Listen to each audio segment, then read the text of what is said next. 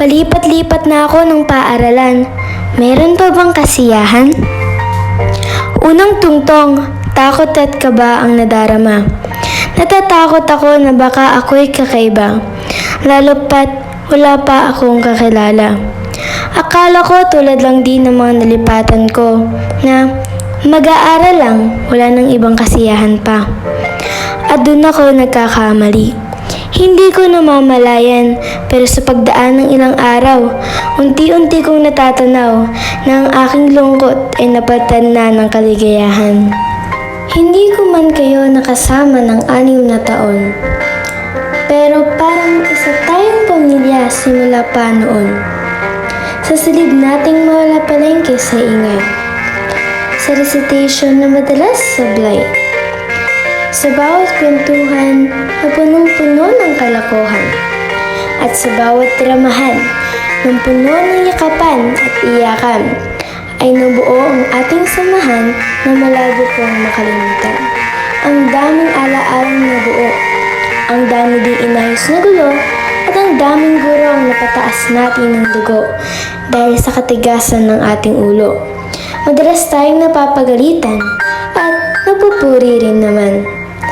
Paalam sa bawat kulitan, tawanan, tampuhan, sigawan. Paalam sa bawat papel na ibinigay at bawat ballpen na naipon. Paalam sa bawat sisihan at tulungan. Pati na rin sa pagkain ng isa, pagkain na ng lahat. Paalam sa ating mga kwento na hanggang ala-ala na lang nating mabubuo. Paalam sa mga practice na madalas hindi makumpleto. Paalam sa mga performance na naging concert.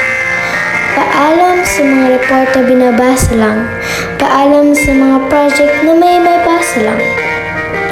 Ngunit parang kahapon lang na tayo ay magkakasama. Pero ngayon, tayo ay tutungo na sa kanya-kanyang bagong yugto ng kasiyahan. Tapos na ang araw ng pasukan. Tapos na rin ang araw ng mga lovers. At sa wakas, tapos na rin ang araw ng mga cleaners. Di na masaya ang ating kwentuhan dahil hindi na tayo buo.